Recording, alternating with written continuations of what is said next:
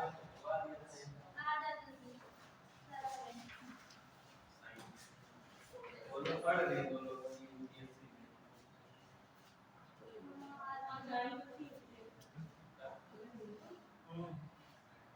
आज बात कर रहे हैं प्लांट फिजियोलॉजी की। प्लांट फिजियोलॉजी का सबसे पहला टॉपिक है ट्रांसपोर्ट इन प्लांट्स। तो ट्रांसपोर्ट जब वर्ड आता है तो आपका क्या रिएक्शन, क्या समझ में आता है इससे? ट्रांसपोर्ट की बात सिर्फ कर रहे हैं। क्या थोड़ा तेज बोलो। हाँ, एक स्थान से दूसरे स्थान तक जाना और आना, ठीक है। तो यही चीज क्या कहते हैं आपके प्लांट्स में भी होती है। प्लांट्स में जैसे वो कहीं आना जाना, यानी कि एज अ फिजिकल मूवमेंट नहीं करते लेकिन उनके अंदर कई सारे मूवमेंट्स होते रहते हैं जिसमें वाटर एंड मिनरल्स का ट्रांसपोर्टेशन एक जगह से दूसरी जगह तक होता रहता है। इसी चीज को कहते हैं ट्रांसपोर्ट इन प्लांट्स, ठीक है। तो सबसे पहले यहाँ पे हम डिस्कस करेंगे कि ट्रांसपोर्ट इन प्लांट, ट्रांसपोर्ट के लिए यहाँ पे कौन कौन से साधन उपलब्ध हैं, ठीक है।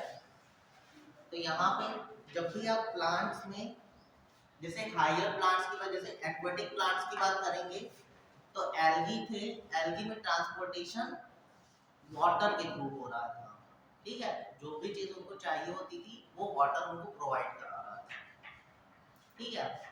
फोटोसिंथेसिस, वाटर सबमर्ज तो थे ही, ओनली वाटर में पाए जा रहे थे, तो वाटर की कमी तो उन्हें थी नहीं।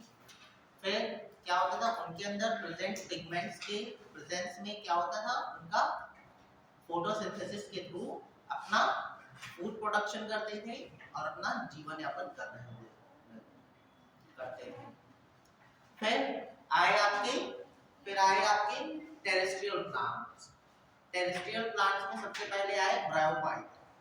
तो ब्रायोफाइट्स में क्या हुआ, थोड़ा सा इवोल्यूशन हुआ, उनमें पत्तियां बनी और लेकिन उनमें स्टेम नहीं था, ठीक है। उनमें स्टेम लाइक स्ट्रक्चर तो था लेकिन प्रॉपर स्टेम नहीं थे, ना प्रॉपर लीफ थी ना प्रॉपर रूट थी, ठीक है। तो इनमें क्या हुआ कि राइजोइड्स, रूट्स की जगह पे राइजोइड्स आए और इनका जो हैबिटेट था वो क्या था, शेडी एंड मडी प्लेसेस। तो वहां पे क्या होता है, वो शेडी प्लेसेस में इसलिए क्योंकि अगर ज्यादा धूप में ये होते, ज्यादा धूप में इनको मिल जाती है तो क्या होता है, ये डेड हो जाते हैं, यानी इनके अंदर वाटर को क्या कहते हैं एब्जॉर्ब करने होल्ड करने की कैपेसिटी जो है वो बहुत कम होती है, ठीक है। और क्या कहते हैं वाटर एब्जॉर्प्शन के लिए इसमें पाए जाते हैं राइजोइड्स पाए जाते हैं। तो कुछ प्लांट्स में राइजोइड्स क्या होते, यूनिसेलुलर थे और मल्टीसेलुलर थे। तो यूनिसेलुलर किसमें थे, लिवरवर्ट्स में, मल्टीसेलुलर मॉसेस में।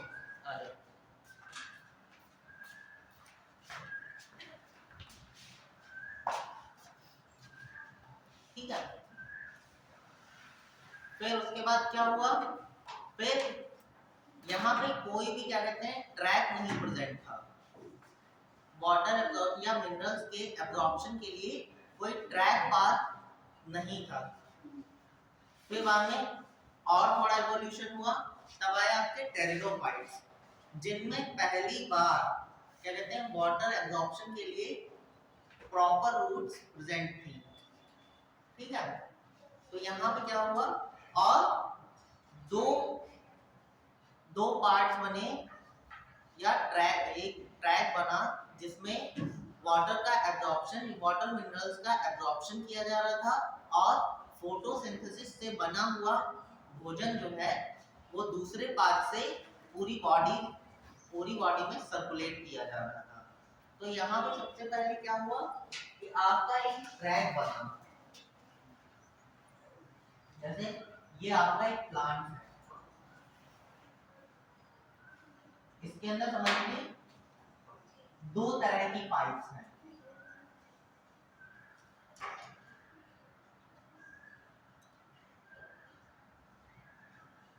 ठीक है, एक से एब्जॉर्प्शन किया जा रहा है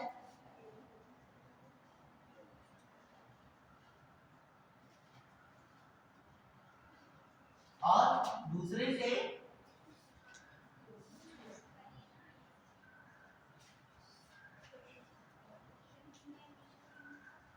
एब्जॉर्प्शन किया जा रहा है और दूसरे से डिस्ट्रीब्यूशन किया जा रहा है।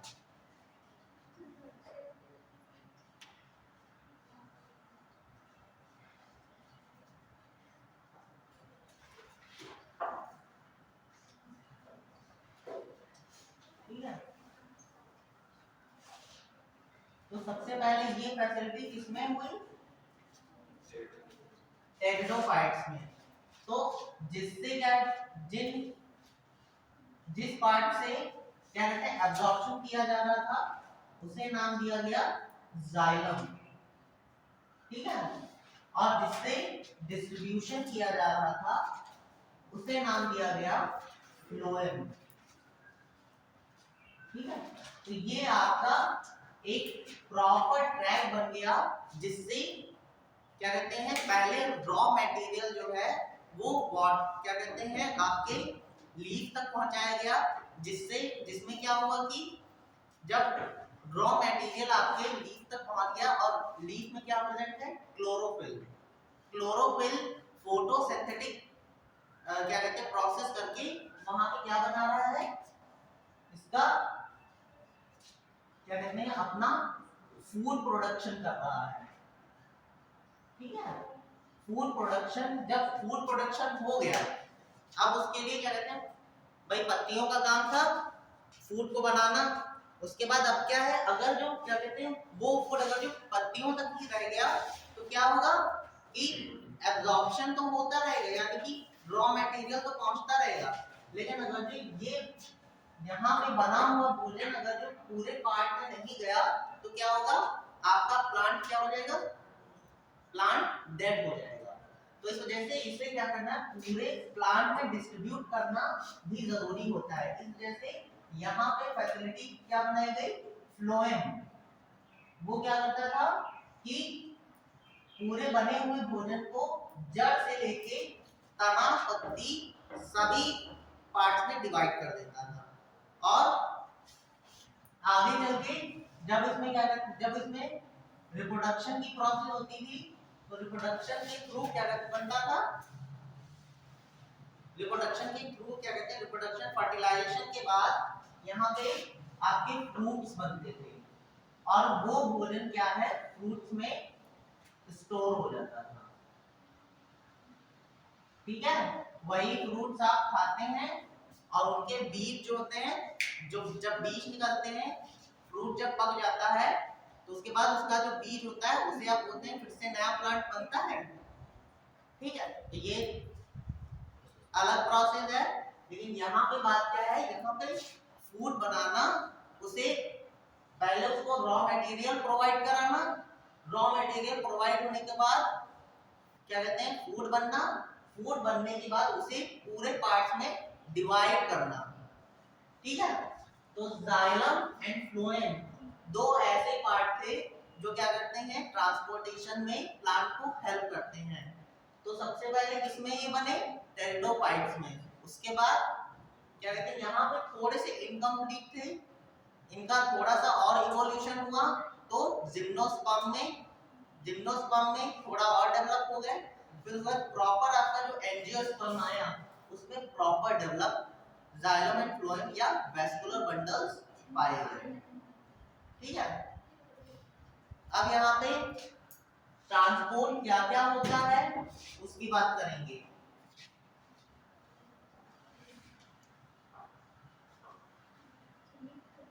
पहला वाटर, दूसरा मिनरल्स, ठीक है, फिर तीसरा फूड एंड फोर्थ हार्मोन्स, ठीक है। तो वाटर आपका इनऑर्गेनिक है कि ऑर्गेनिक? वाटर आपका इनऑर्गेनिक मैटर,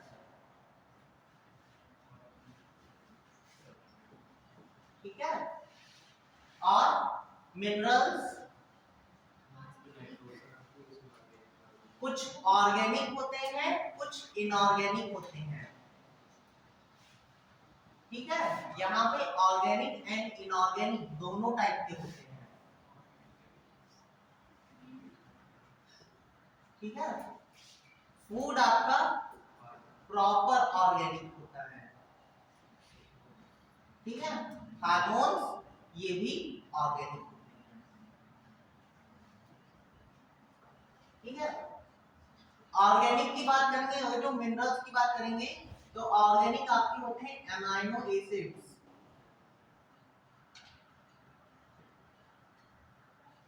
और इनऑर्गेनिक की बात करेंगे तो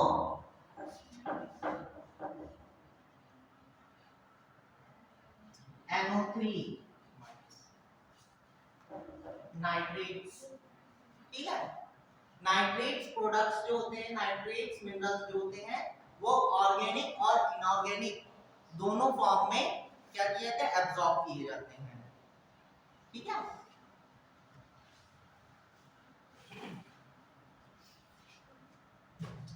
ये लिख लिया, लिख लो, क्योंकि इनऑर्गेनिक और ऑर्गेनिक में डिफरेंस, ये जो क्या है, मिनरल्स, मिनरल्स आपके कभी कभी पूछे जा सकते हैं कि ऑर्गेनिक और इनऑर्गेनिक, क्योंकि इसमें दोनों पार्ट होते हैं, ठीक है।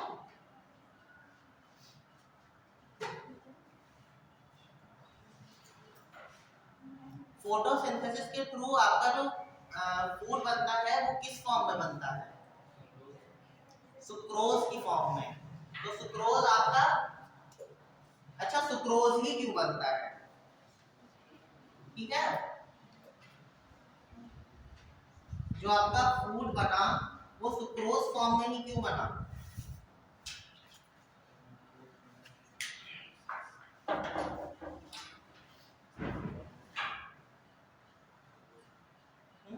क्योंकि सुक्रोज जो है वो आपका non reactive and non reducing agent होता है, ठीक है। नॉन रिएक्टिव लिख लो, in the process of photosynthesis, in the process of photosynthesis food production, food production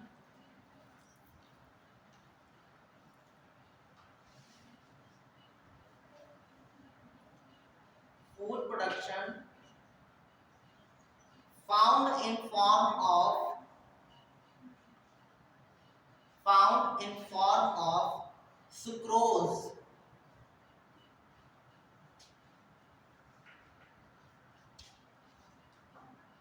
found in form of sucrose, it is non-reactive and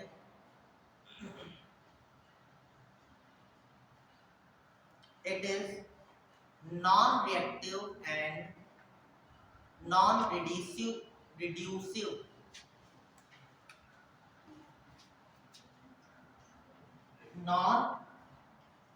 non-reactive and non-reducive material,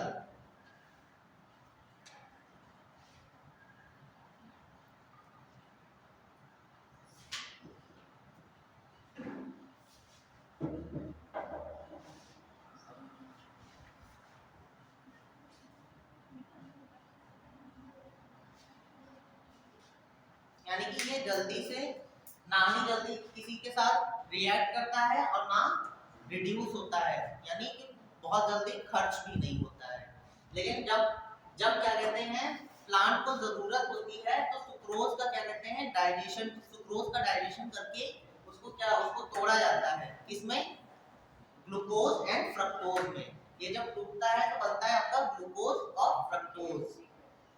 लेकिन sucrose के टूटने से glucose के 2 molecule बनते हैं, ठीक है, क्योंकि ये डाइसैकेराइड आपका बनता है। ओके,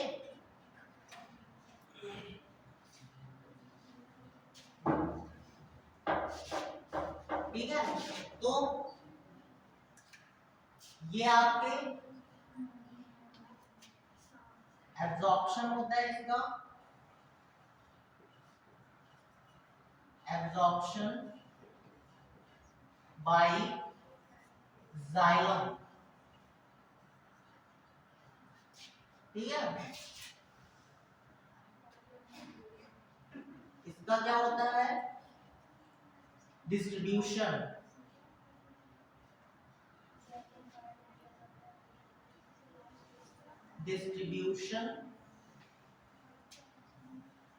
बाय फ्लोएम, ठीक है। हार्मोन्स आपके जाइलम और फ्लोएम दोनों के द्वारा क्या किया जाते हैं? ट्रांसपोर्ट किए जाते हैं, जाइलम एंड फ्लोएम। अब यहाँ पे जाइलम एंड फ्लोएम दोनों क्यों आ गए?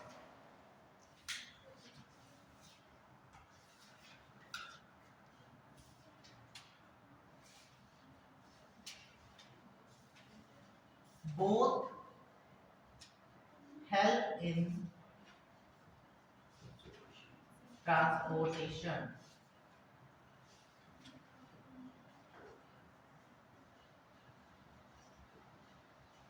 ठीक है। देखो फ्लोएम क्या करता है? फ्लोएम तो क्या कहते हैं, प्रॉपर्ली क्या कहते हैं, हार्मोन्स का ट्रांसपोर्टेशन करता ही है। लेकिन जाइलम जाइलम का केस ये होता है जब कोई पत्ती क्या कहते हैं जिसकी लाइफ खत्म हो जाती है, तो उसके अंदर पाए जाने वाले हार्मोन्स जो हैं वो जाइलम की द्वारा आपके नई पत्ती में या नए शूट में आपके पहुंचा दिए जाते हैं। वो वहां पे क्या कहते हैं, वहां पे एक्टिव हो जाते हैं, ठीक है। तो जाइलम आपके हार्मोन्स जो है वो जाइलम एंड फ्लोएम दोनों के द्वारा ट्रांसपोर्ट किए जाते हैं। लेकिन मेजर पार्ट उसमें किसका होता है? फ्लोएम का। और जाइलम जाइलम जो है वो ओल्ड लीफ से क्या कहते हैं, हार्मोन्स को नए लीफ तक पहुंचाने का काम करता है, ठीक है। तो ये एक और ये लिख लो, hormones are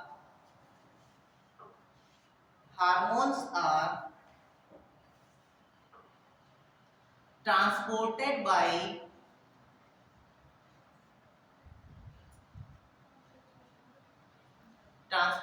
by xylem and phloem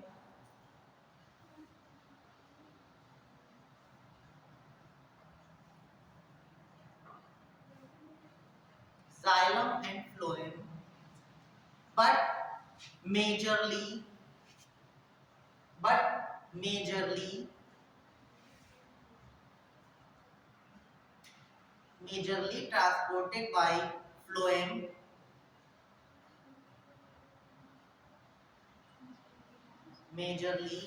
transported by phloem next point लिखो,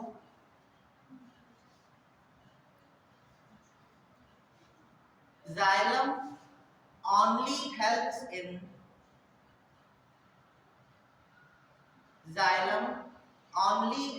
in transport of hormones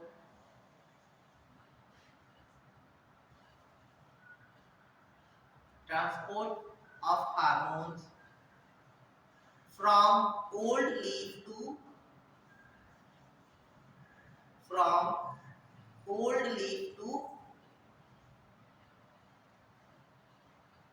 new leaf,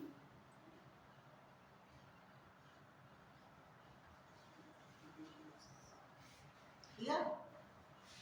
यानी कि जो मेजर काम करता है हार्मोन के ट्रांसपोर्ट का वो फ्लोएम करता है, लेकिन जब कोई पत्ती ओल्ड हो जाती है या गिरने गिरने वाली होती, उसके उसके पहले क्या होता है, उसके सारे हार्मोन्स जो हैं वो क्या कर लिए जाते हैं, एब्जॉर्ब कर लिए जाते हैं जाइलम से, और उसे कहाँ पहुंचा दिया जाता है, नई लीफ में। ठीक है, तो यहाँ पे हार्मोन्स जो हैं आपके फ्लोएम और जाइलम दोनों से क्या किए जा रहे हैं, एब्जॉर्ब या डिस्ट्रीब्यूट किए जा रहे हैं। ठीक है, फिर यहाँ पे डायरेक्शन लिख लो, डायरेक्शन ऑफ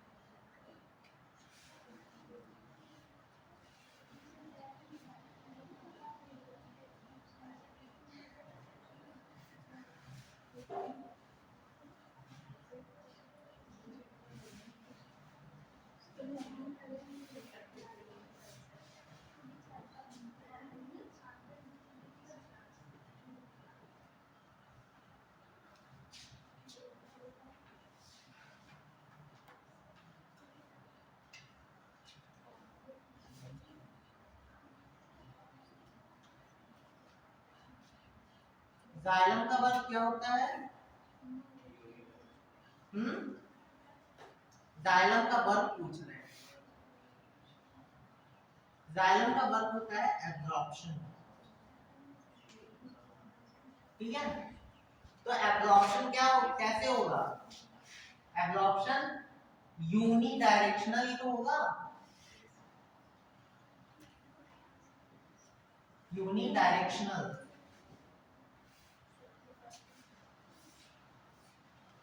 ठीक है, तो यहाँ पे क्या है, जाइलम रूट्स के थ्रू मिनरल एंड न्यूट्रिएंट्स का एब्जॉर्प्शन करेगा और क्या करेगा, उसे कहाँ पहुंचा देगा, स्टेम के थ्रू क्या कहाँ पहुंचाएगा, लीफ में पहुंचाएगा, और लीफ में क्या होगी, फोटोसिंथेसिस की प्रोसेस होगी।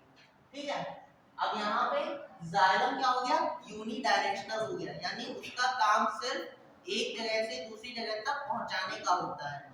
लेकिन यहीं पर जो फ्लोएम की बात करेंगे, तो फ्लोएम का काम होता है बने हुए फूड को प्लांट के हर पार्ट में पहुंचाना, चाहे वो ऊपर जा रहा हो, यानी कि इसके आगे भी अगर जो प्लांट ऊपर ग्रो कर रहा है तो ये फूड आपका ऊपर भी जाएगा और आपके रूट में भी जाएगा।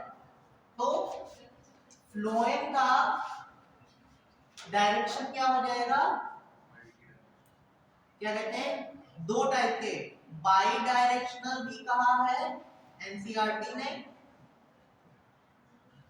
बाई डायरेक्शनल और मल्टी डायरेक्शनल। कहीं कहीं पे बाई डायरेक्शनल कह दिया है और कहीं कहीं पे मल्टी डायरेक्शनल भी कहा है।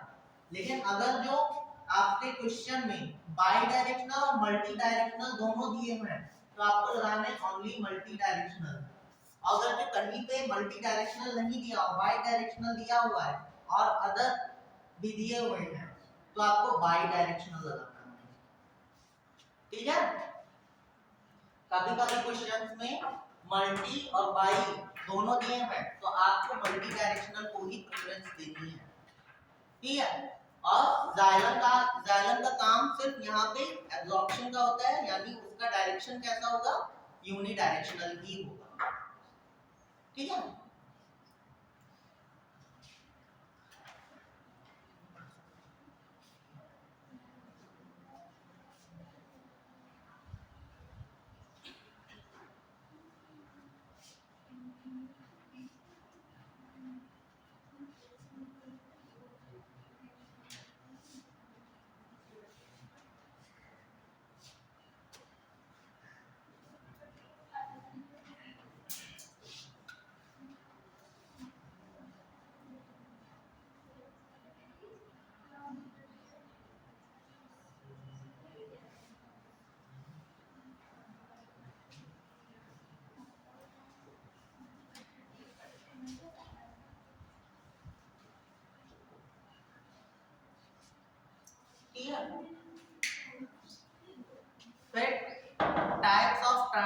ट्रांसपोर्टेशन की बात करेंगे।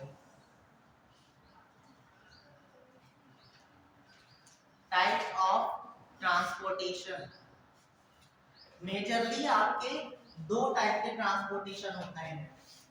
पहला होता है शॉर्ट डिस्टेंस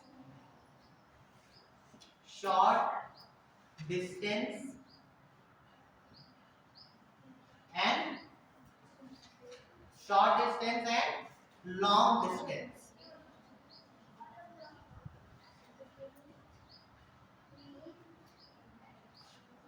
ठीक है ना?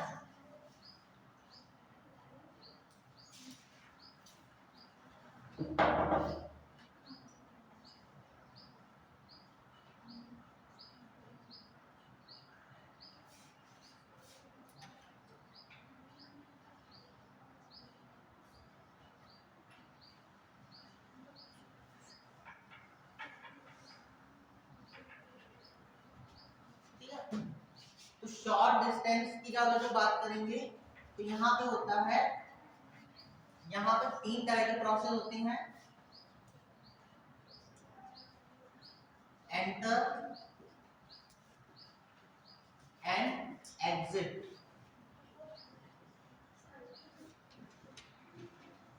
फिर विदिन द सेल और cell to cell.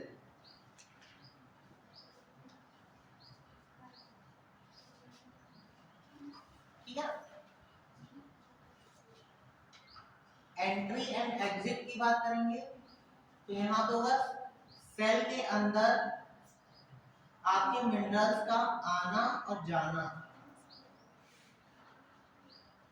With in the cell के अंदर ही सेल ऑर्गेनेल्स के बीच में, जैसे ये आपके सेल ऑर्गेनेल्स बने हुए हैं, इनके बीच में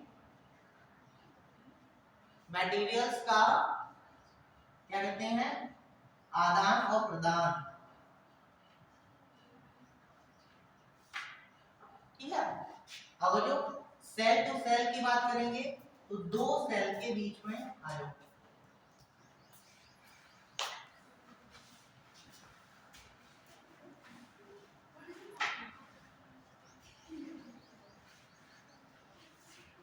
दो सेल्स के बीच में सब्सटेंसेस का क्या कहते हैं, आदान प्रदान को गिव एंड टेक क्या कहते हैं। एक पहला हुआ एंट्री एंड एग्जिट, ठीक है, दूसरा हुआ विद इन द सेल, तीसरा आपका हो गया सेल टू सेल। ये आपके शॉर्ट डिस्टेंस में आएंगे। ठीक है?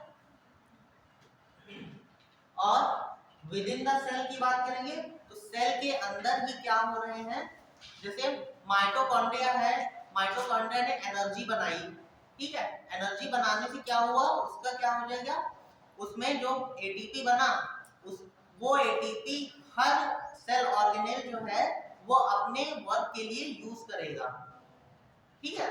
तो उसके अंदर जितने भी क्या कहते हैं वो पाए जाएंगे, जितने भी ऑर्गेनेल्स हैं उनको क्या कहते हैं अपना वर्क करने के लिए एनर्जी की जरूरत होगी ना, तो वो एनर्जी कहाँ से मिलेगी उसको, माइटोकॉन्ड्रिया से।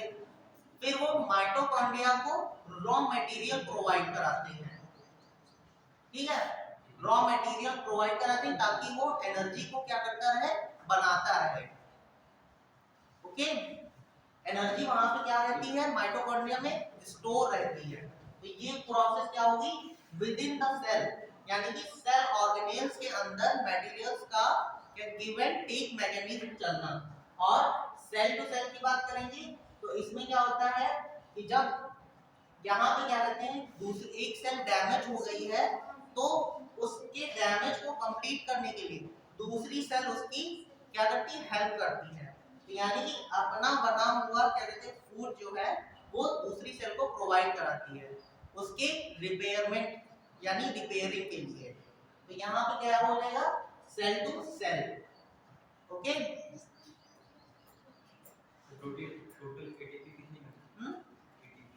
टोटल एटीपी अगर जो क्रेब साइकिल की बात करें तो 38 एटीपी बनती है। जबकि 2 एटीपी उसके पहले बन जाती हैं, 2 एटीपी पहले बनती हैं और पूरे प्रोसेस में 36 एटीपी बनती हैं। 38 एटीपी बनती हैं टोटल। अगर जो टोटल आपका जो काउंट होगा वो बनेगा आपका 38 एटीपी का, लेकिन सिर्फ साइकिल की बात करेंगे तो साइकिल में सिर्फ 36 एटीपी बनती हैं। ठीक है, तो यहां पे क्या हो गया, शॉर्ट डिस्टेंस 3 टाइप के ट्रांसपोर्टेशन हो गए, एक एंटर एंड एग्जिट, दूसरा विद इन द सेल, तीसरा आपका हो गया सेल टू सेल।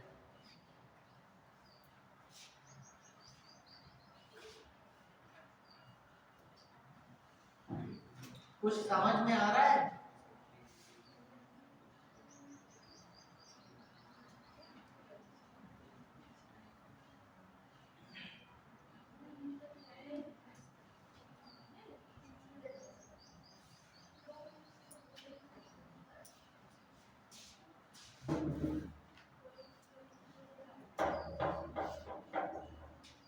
फिर यहाँ पे 4 तरह के मोड बताए गए हैं आपके। Mode of transport,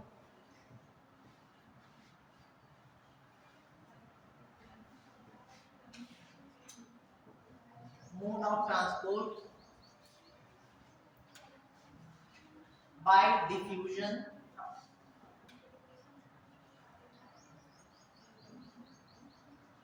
bye diffusion, दूसरा आपका facilitate diffusion,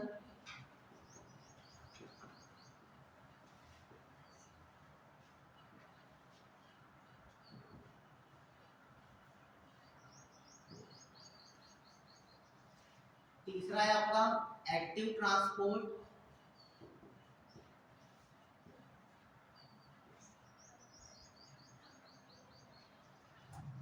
active transport, and चौथा है आपका साइटोप्लाज्मिक,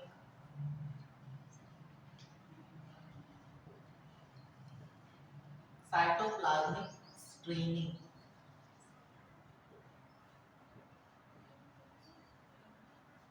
ठीक है, ये दो आपके पैसिव ट्रांसपोर्ट में आते हैं।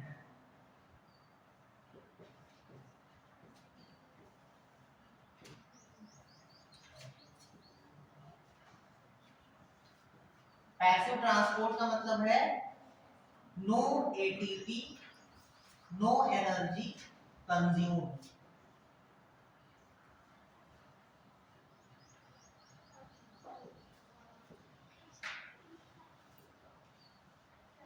ठीक है, यानी कि डिफ्यूजन एंड फैसिलिटेट डिफ्यूजन में आपके कोई भी एटीपी या एनर्जी का कंजम्पशन नहीं होता है, और एक्टिव ट्रांसपोर्ट आपका है एनर्जी कंज्यूमिंग।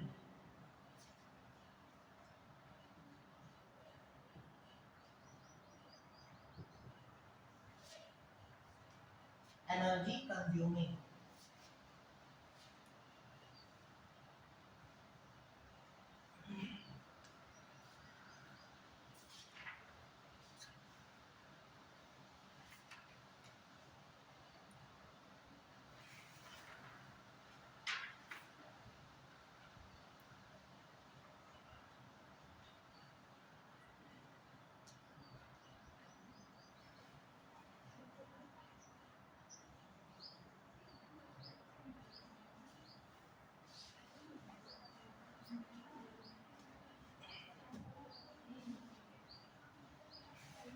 ये भी आपका एनर्जी कंज्यूमिंग है।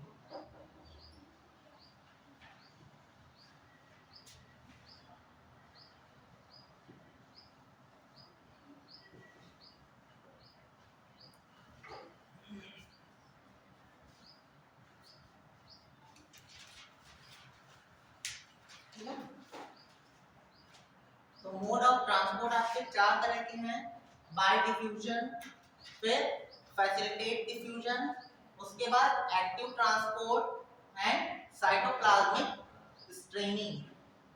लेकिन साइटोप्लाज्मिक स्ट्रेनिंग में आपकी प्रोसेस जो होती है वो होती है डिफ्यूजन की,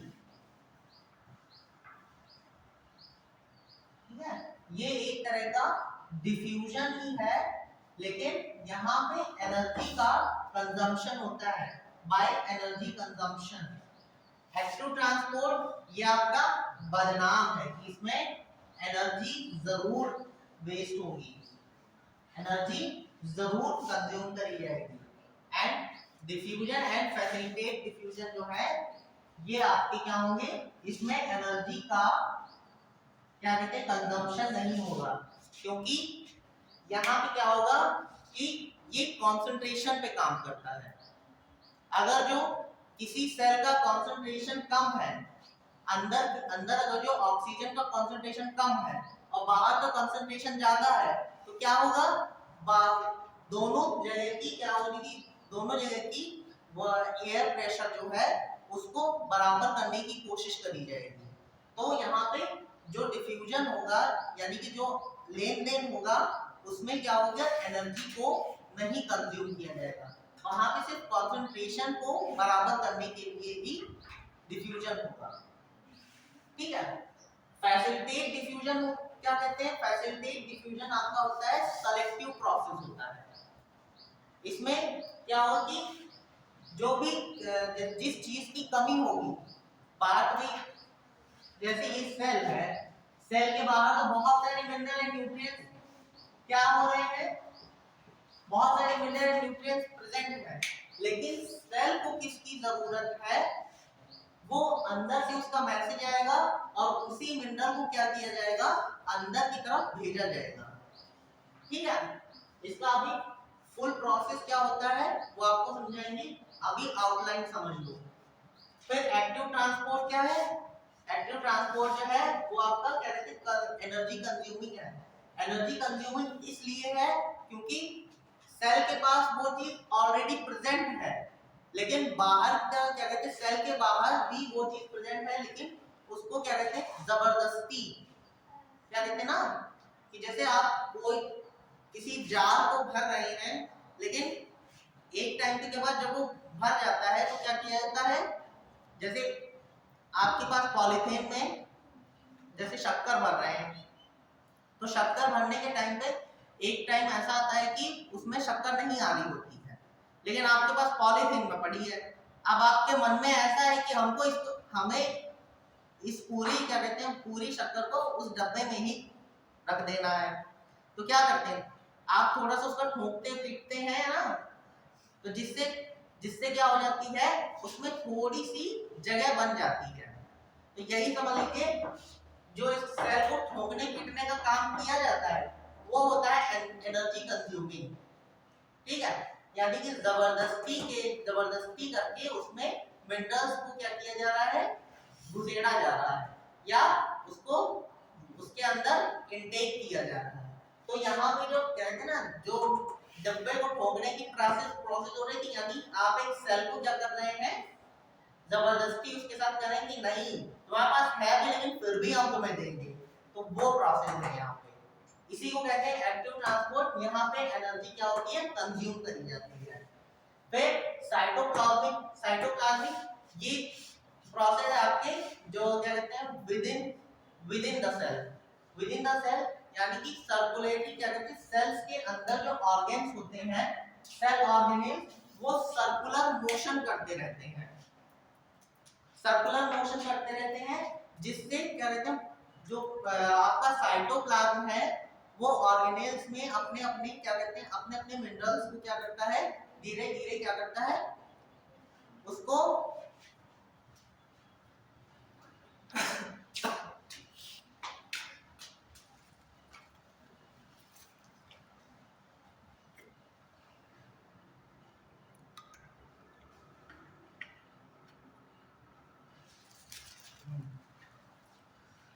हाँ, तो साइटोप्लाज्मिक स्ट्रिंगिंग जो होती है उसमें क्या होता है, सेल ऑर्गेनेल्स के बीच में क्या होता है, गिव एंड टेक का मैकेनिज्म चलता रहता है। तो जिससे क्या इसमें क्या होगा कि आपके जो ऑर्गेनेल्स हैं वो आपस में मिनरल्स का आपस में क्या कहते हैं, गिव एंड टेक करते रहते हैं।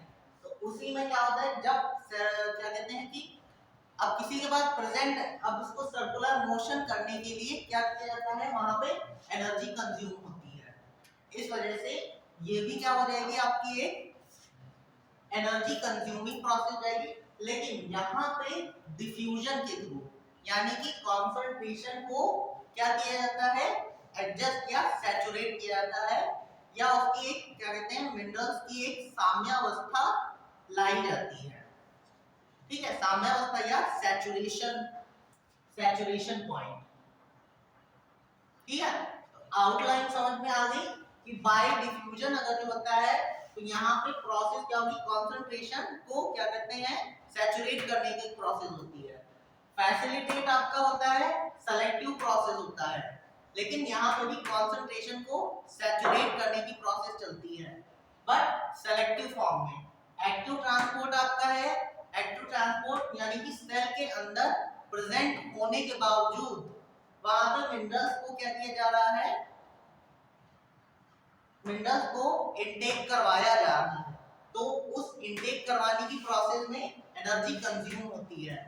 और साइटोप्लाज्मिक ये विद इन द सेल होता है, एनर्जी कंज्यूमिंग होता है, but by diffusion, bye diffusion यानी कि कंसंट्रेशन को सैचुरेट करने की प्रोसेस होती है।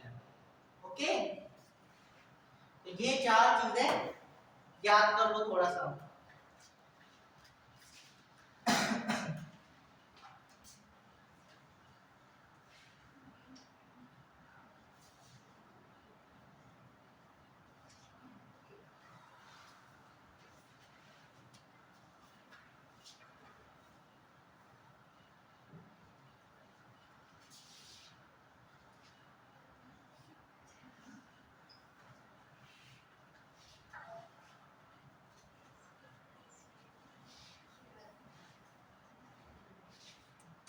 अब यहाँ पे सबसे पहले बात करेंगे बाय डिफ्यूजन।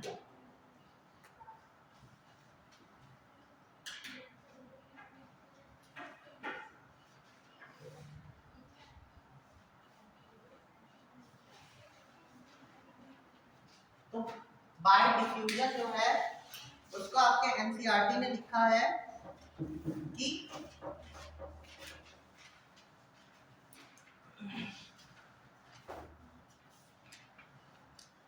बाय डिफ्यूजन को आपको लिखा है, it is a random motion of particle molecules, यानी मॉलिक्यूल्स का कोई डायरेक्शन नहीं है कि वो किस दिशा में जाएगा।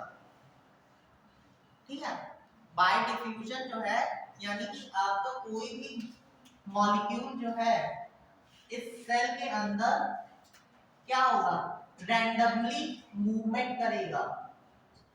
इसका कोई डायरेक्शन नहीं है कि वो किस जगह जाएगा, किस सेल ऑर्गेनेल में जाएगा, इसका कोई प्रोसेस नहीं है। ठीक है, तो इसीलिए एनसीईआरटी ने कहा है it is a random motion of particles. Bye diffusion में लिखो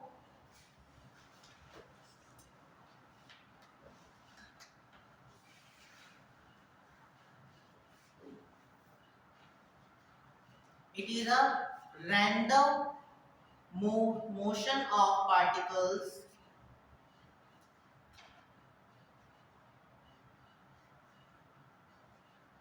so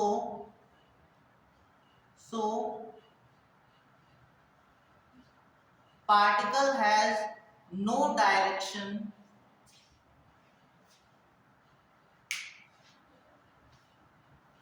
particle has no direction for movement.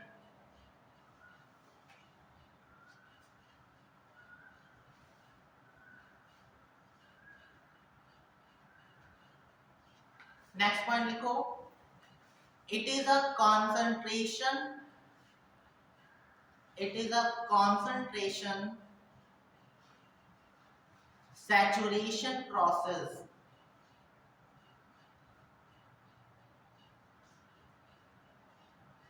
It is a concentration saturation process.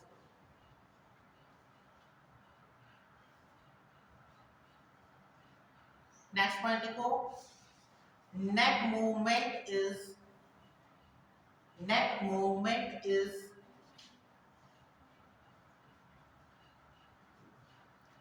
High to low.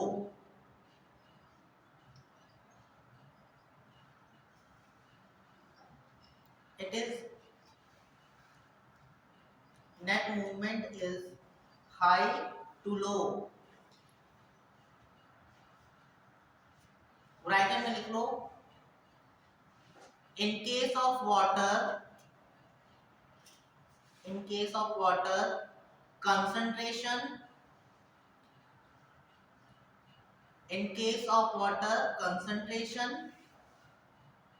and in case of gas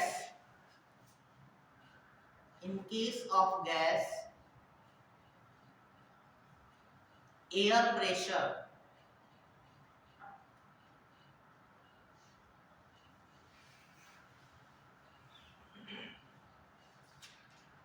ठीक है, यानी कि diffusion जो है वो आपका एक रैंडम मूवमेंट होता है सेल के अंदर पार्टिकल्स के मूवमेंट का. ठीक है, और डिफ्यूजन किसका होता है, वाटर एंड गैसेस का. वाटर की अगर जो बात करेंगे तो उसमें कंसंट्रेशन की बात करेंगे, यानी कंसंट्रेशन अगर जो कोई जैसे अंदर की सेल के अंदर का कंसंट्रेशन अगर जो ज्यादा हो गया, ठीक है, बहुत ज्यादा हो गया, तो क्या होगा, बाहर का जो क्या कहते हैं कॉन्सेंट्रेटेड एंड कौन सा होता है, डाइल्यूट. तो इसे डाइल्यूट करने के लिए वो वाटर बाहर से क्या करेगा, अपने अंदर इनटेक करेगा.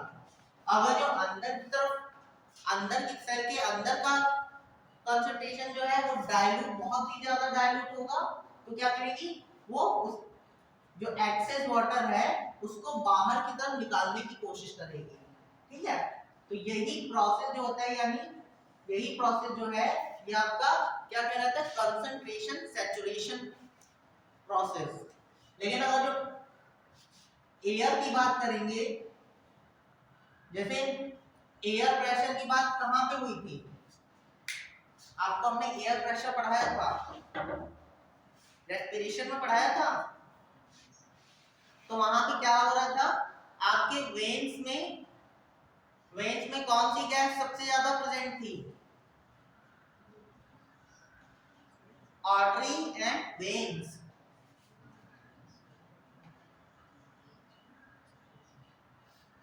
वेन्स में ऑक्सीजन ज्यादा थी कि CO2, ऑक्सीजन ज्यादा थी ना. तो वो कहां से, आपके हार्ट क्या कहते हैं, जब किसी टिश्यू के पास से वो गुजरती थी तो टिश्यू के पास अगर जो क्या कहते हैं कार्बन डाइऑक्साइड ज्यादा है तो वो क्या होता था, ऑक्सीजन को एक्सेप्ट कर लेता था और CO2 को क्या कर देता था, इनटेक कर लेता. ये प्रोसेस कैसी थी, ये प्रोसेस कौन सी चल रही थी, डिफ्यूजन की प्रोसेस चल रही थी. ठीक है, तो वहां पे क्या हो रहा था, एयर प्रेशर क्या किया जा रहा था, सैचुरेट किया जा रहा था. ठीक है, तो ऐसे ही अगर ये किसी सेल में माइटोकॉन्ड्रिया है आपका, ठीक, तो माइटोकॉन्ड्रिया के अंदर क्या बन रहे हैं, एटीपी बन रहे हैं. ठीक है, तो यहाँ पे क्या होगा, ऑक्सीजन कंज्यूम होगी कि रिलीज होगी,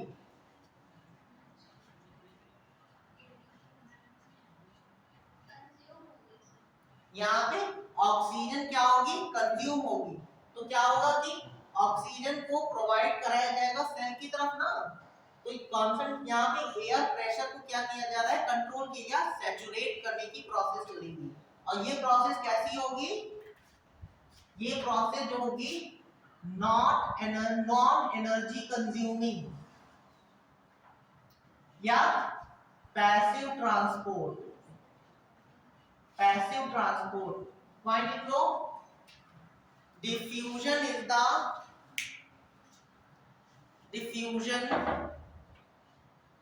is the passive transport process transport process, so no energy consumption, no energy consumption found in this process.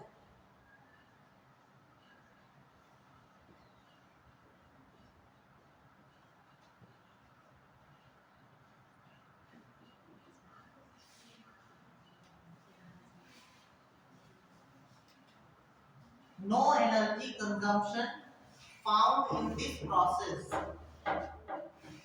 ठीक है, तो डिफ्यूजन कैसा है, पार्टिकल्स का रैंडम मूवमेंट होगा, ठीक है, random movement.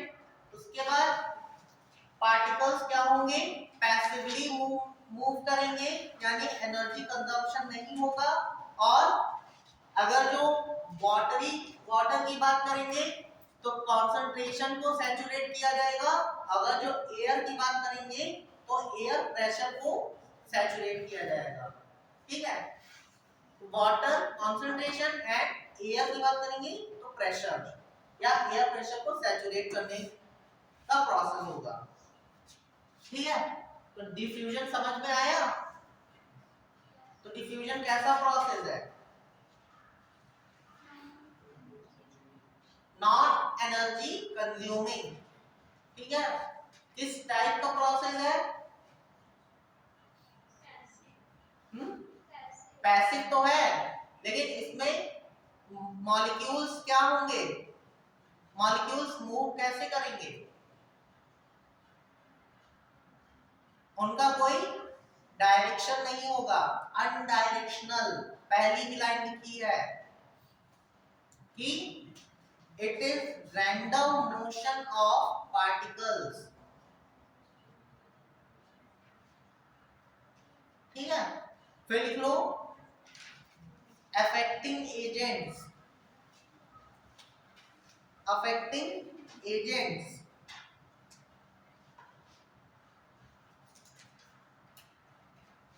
Affecting agents, affecting agents में पहला लिखो साइज। अगर जो पार्टिकल्स लार्ज साइज के होंगे तो उनका मूवमेंट कैसा होगा, स्लो होगा कि हाई होगा। ठीक है, यानी कि साइज की वजह से क्या होगा कि अगर जो पार्टिकल्स बड़े होंगे तो क्या होगा, उनका मूवमेंट स्लो होगा। अगर जो छोटे होंगे पार्टिकल तो उनका मूवमेंट क्या होगा, फास्ट होगा। ठीक है, तो इसमें लिखो if particles are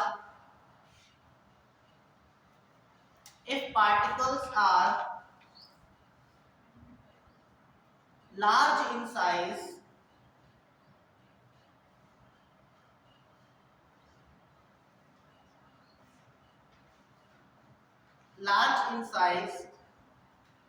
they move slowly,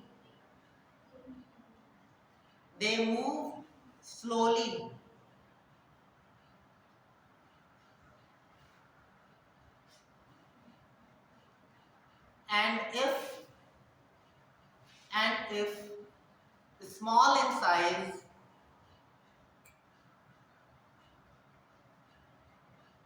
movement is fast.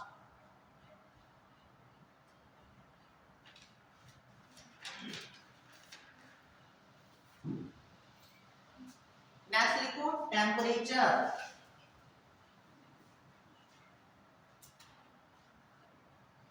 Temperature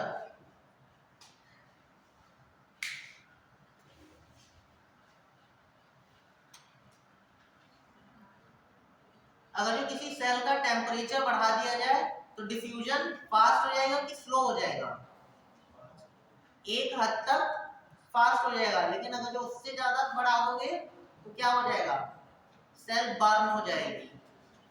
ठीक है, तो लिखो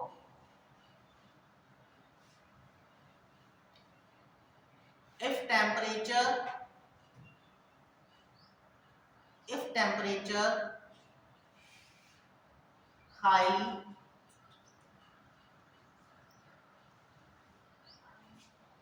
डिफ्यूजन फास्ट,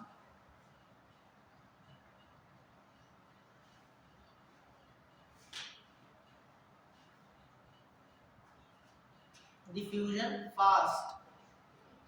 नेक्स्ट लिखो pressure,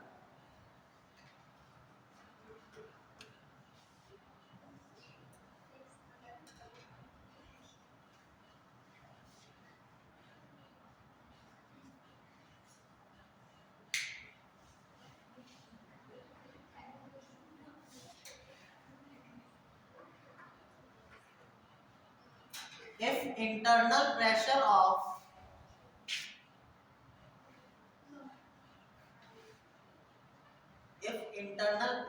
of cell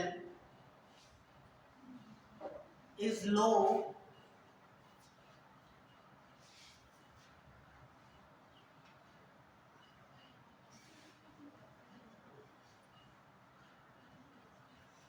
diffusion become fast,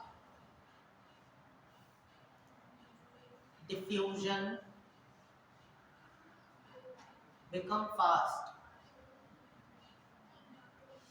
ये दोनों केस में होगा। अगर जो प्रेशर सेल का ज्यादा है और बाहर का कम है तो सेल से बाहर की तरफ डिफ्यूजन होगा। अगर जो सेल के अंदर का कम है प्रेशर और बाहर का ज्यादा है तो बाहर से अंदर की तरफ पार्टिकल्स क्या करेंगे, मूव करेंगे। यही बात टेम्परेचर में होगी। टेम्परेचर अगर जो बाहर का ज्यादा है तो सेल क्या हो जाएगी, सेल से बाहर की तरफ डिफ्यूजन होगा। अगर जो सेल के अंदर का टेम्परेचर ज्यादा है तो क्या होगा, सेल से अंदर की तरफ। और पार्टिकल साइज जो है, अगर जो पार्टिकल का साइज छोटा होगा तो बहुत जल्दी मूव करेंगे और अगर जो पार्टिकल्स बड़े होंगे तो धीरे धीरे मूव करेंगे। ठीक है, लेकिन पार्टिकल्स का डायरेक्शन कोई नहीं होगा। फास्ट तो मूव करेंगे लेकिन अनडायरेक्शनली मूव करेंगे। ठीक है, नेक्स्ट हेडिंग लिखो फैसिलिटेट डिफ्यूजन।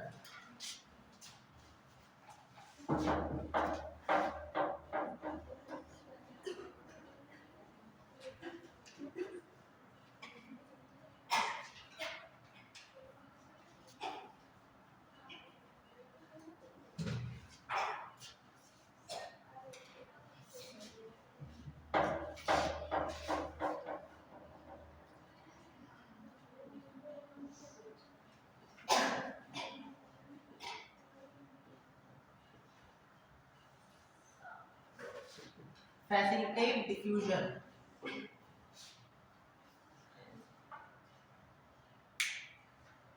फैसिलिटेट डिफ्यूजन में लिखो it is a selective process, it is a selective process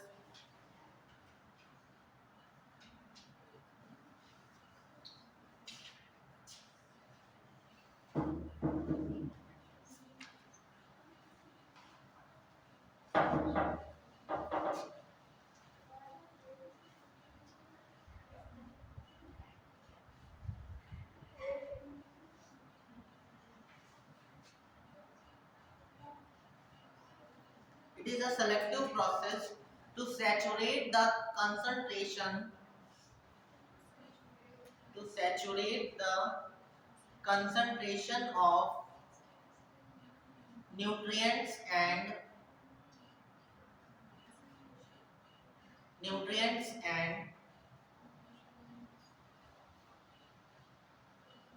and gases।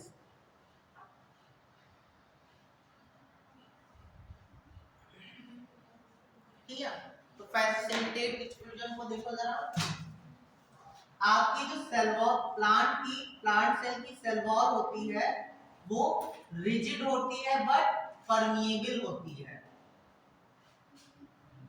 ठीक है, कोई भी प्लांट सेल बनाएंगे तो उसकी पहली कवरिंग कौन सी होती है, कोई भी प्लांट सेल बनाएंगे तो उसकी पहली कवरिंग आप क्या बनाते हैं,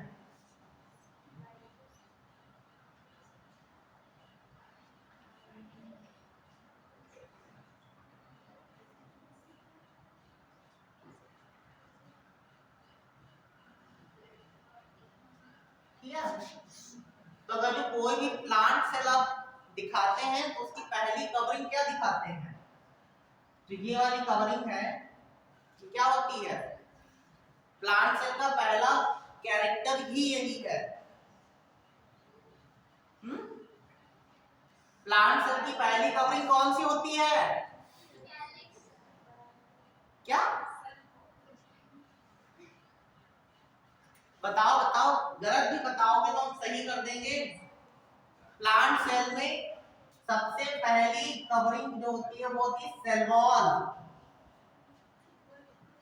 ठीक है।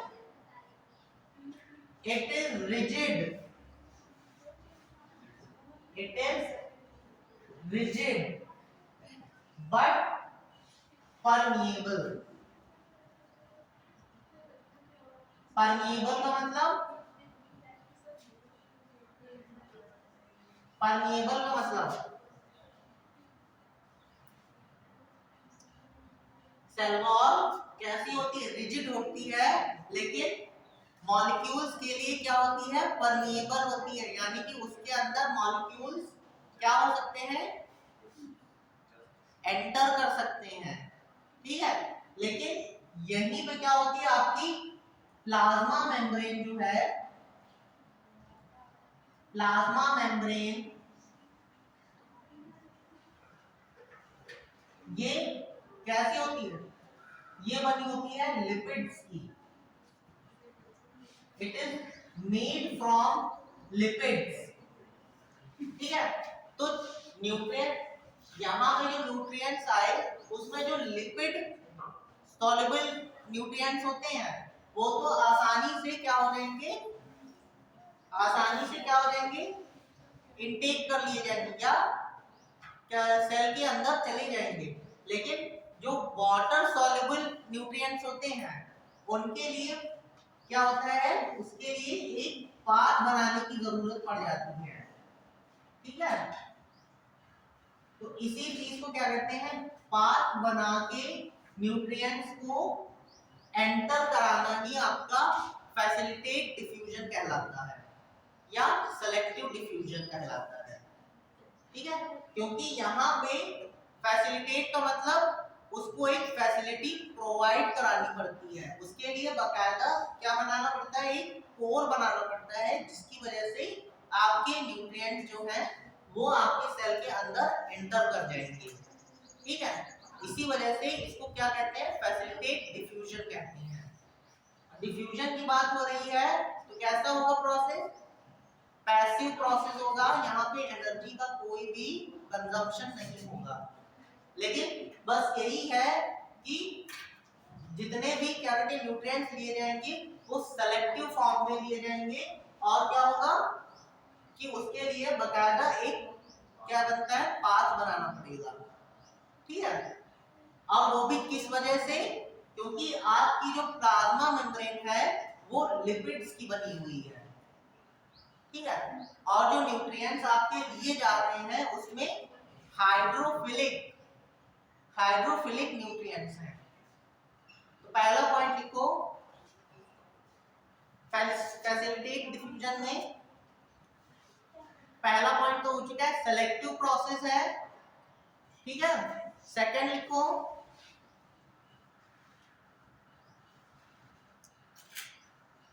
Plant cell wall,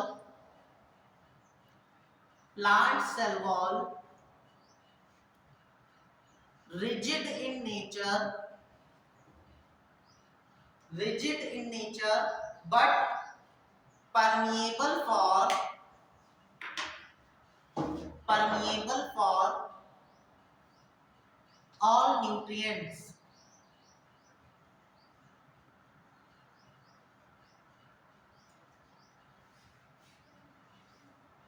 next point लिखो,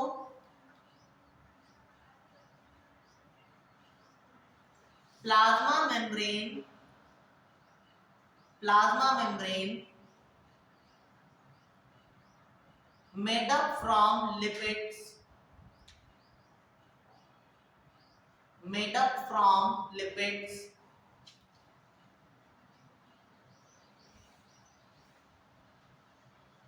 so lipid soluble nutrients easily move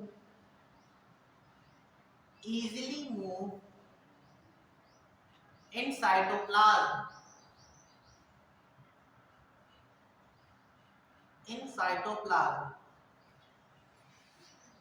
but but water soluble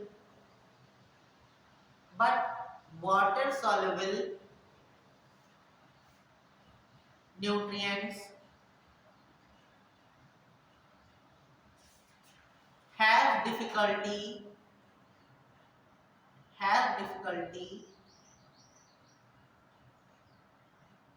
for for intake process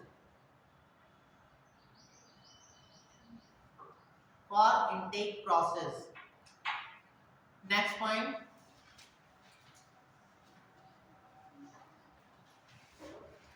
water soluble जहां पे लिखा है वहां पे लिख लो हाइड्रोफिलिक,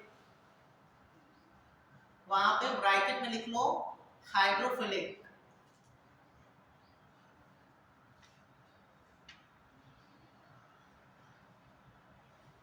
So hydrophilic nutrients नहीं for hydrophilic nutrients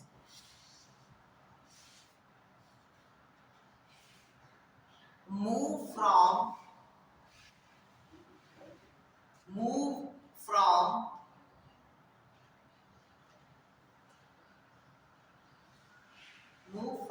a path which is created by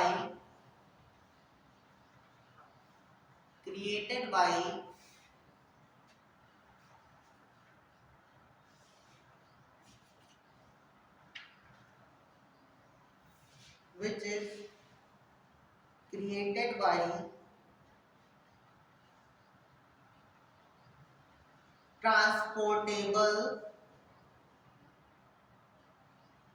transportable proteins, which is created by transportable proteins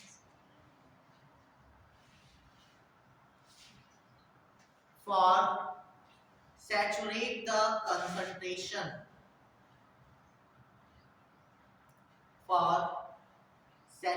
the concentration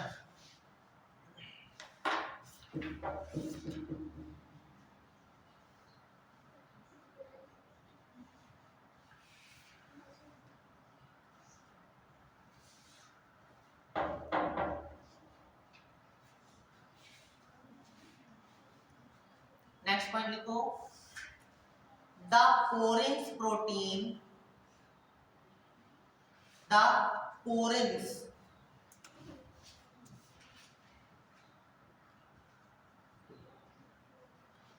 the porins protein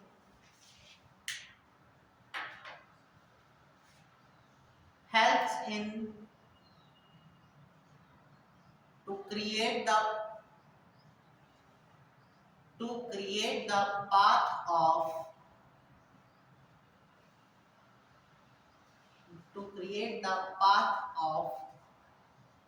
diffusion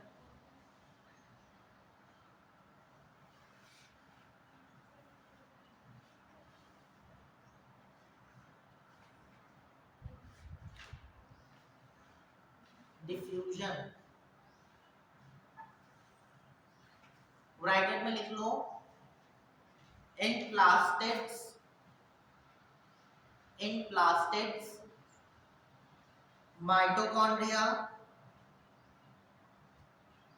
mitochondria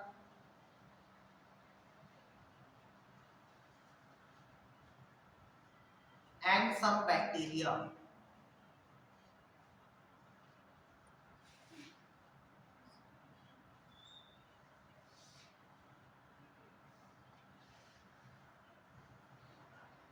and some bacteria.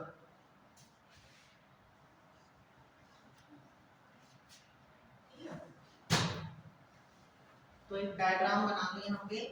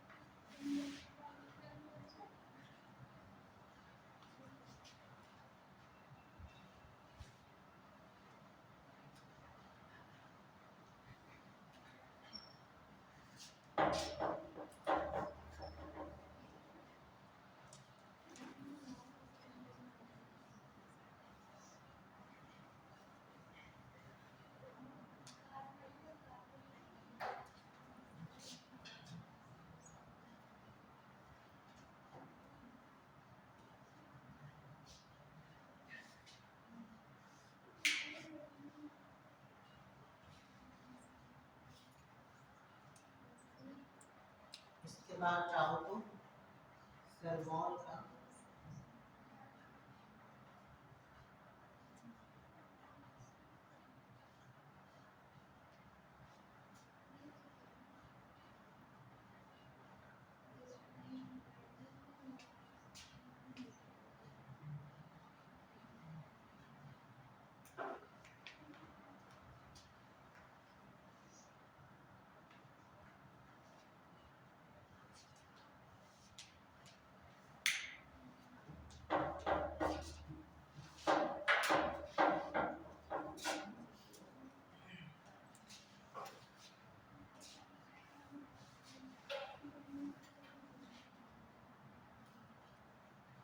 Selective process की बात अगर जो कर रहे हैं तो यहाँ पे अगर जो पोर बन ही रहे हैं तो जिसकी जरूरत है सेल सेल उन्हीं के क्या कहते हैं उन्हीं न्यूट्रिएंट्स को क्या करेगी एक्सेप्ट करेगी, ठीक है, और सभी को क्या करेगी नेग्लेक्ट कर देगी, ठीक। तो यहाँ पे सेलेक्टिव प्रोसेस होता है इसी वजह से, और उसके लिए स्पेशली क्या होता है सेल क्या कहते हैं पाथ बनाती है, इसी वजह से क्या कहेंगे फैसिलिटेट या सेलेक्टिव डिफ्यूजन। डिफ्यूजन की बात कर रहे हैं तो यहाँ पे क्या होगा कि एनर्जी जो है वो कंज्यूम नहीं होगी, सिर्फ कंसंट्रेशन को मेंटेन करने के लिए या प्रेशर को मेंटेन करने के लिए क्या किया जा रहा है डिफ्यूजन किया जा रहा है, वो भी सेलेक्टिव का है।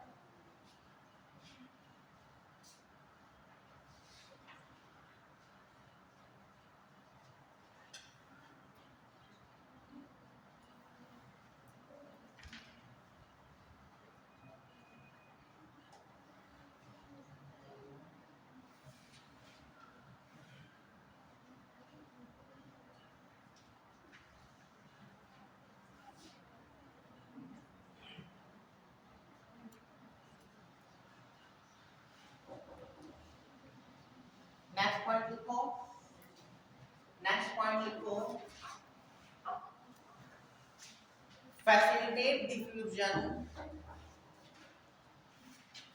facilitate diffusion have three type of transport, have three type of transport,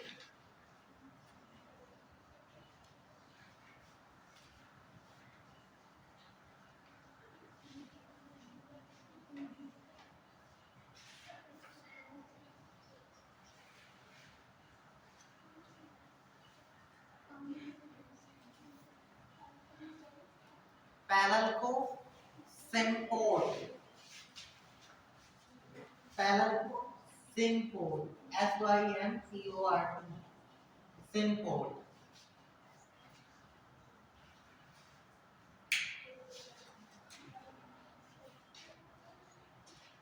In this kind of transport, in this kind of diffusion, in this kind of diffusion,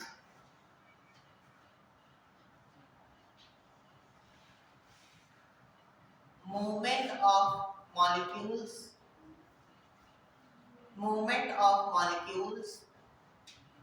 is unidirectional. Movement of molecules is unidirectional.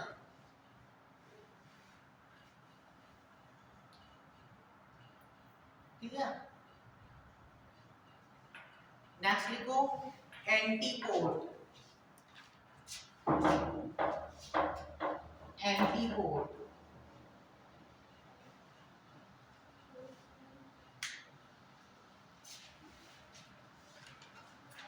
Antipode में लिखो movement of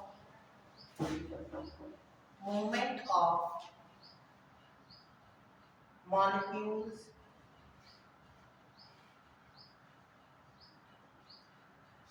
is bidirectional. Movement of molecules is bidirectional.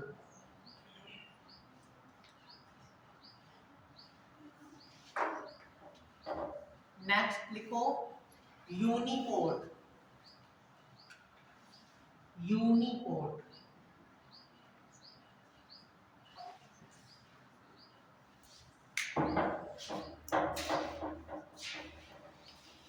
सिंपोर्ट में unidirectional हो गया, antiport में by directional. Uniport का uniport में हाँ एक ही डायरेक्शन होगा लेकिन सिर्फ एक मॉलिक्यूल ही क्या करेगा मूव करेगा। लिखो only one molecule diffuse in this process.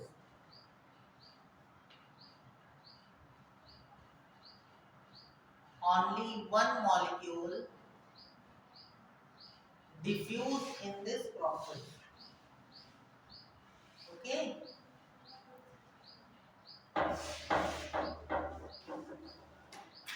Yeah.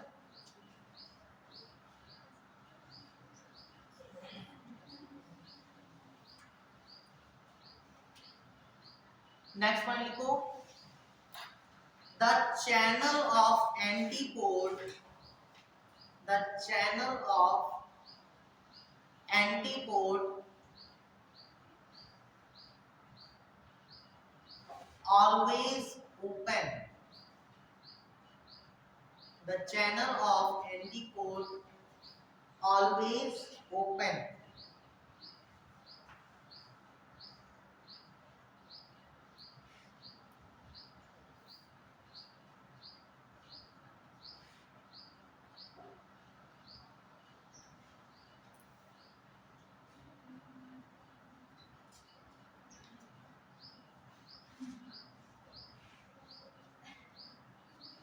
The diffusion path of water.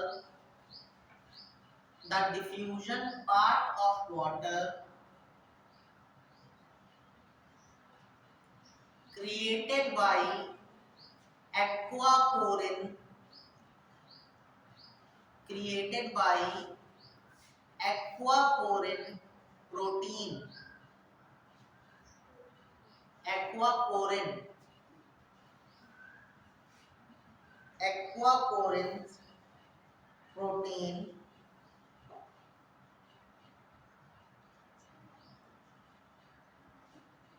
made up of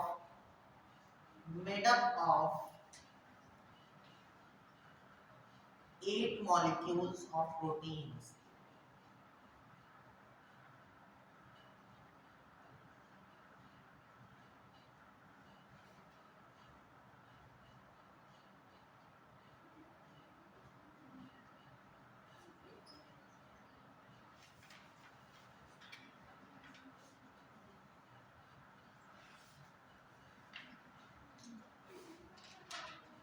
next heading लिखो एक्टिव ट्रांसपोर्ट.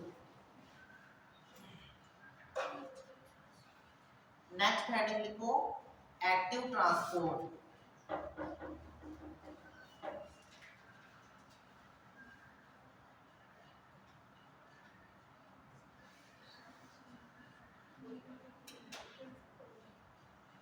इसमें लिखो it is a energy consuming. It is a energy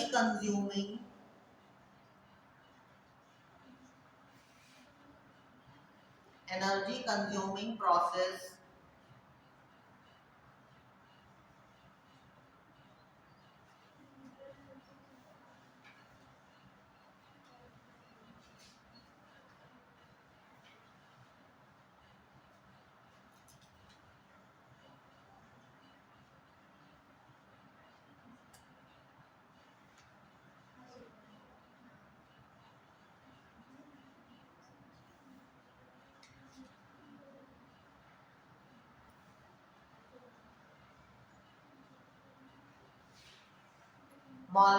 next point लिखो molecules move low to high concentration. Molecules move low to high concentration. ठीक है. तो वही चीनी का डब्बा भरने वाली प्रोसेस याद कर लो कि उसमें क्या होता है. जब आपका शक्कर का डब्बा है वो क्या करते हैं पूरी तरीके से भर जाता है, लेकिन फिर भी आप उसमें थोड़ी सी और शक्कर डालना चाहते हैं तो क्या करते हैं.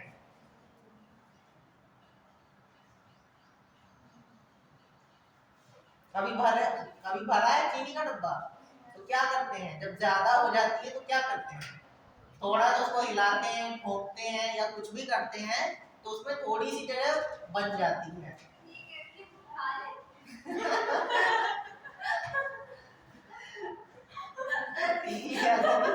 ये अलग प्रोसेस हो गया।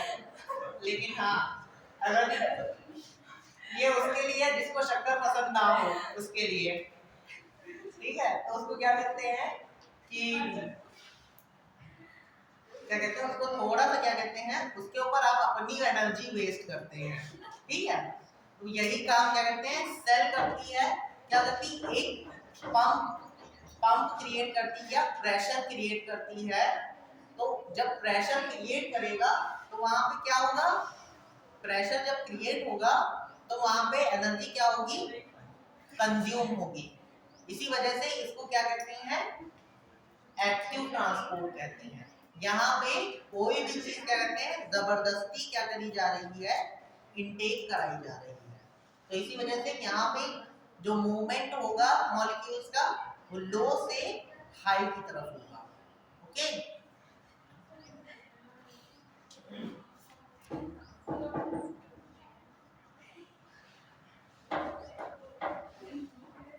नेक्स्ट पॉइंट लिखो,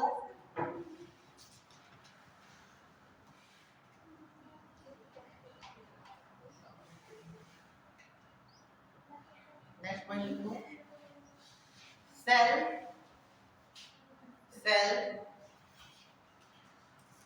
created a pump pressure, cell created a pump pressure for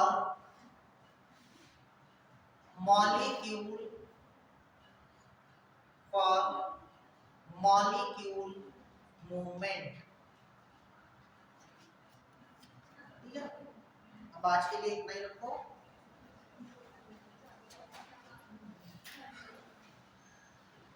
video जरा बंद कर दो।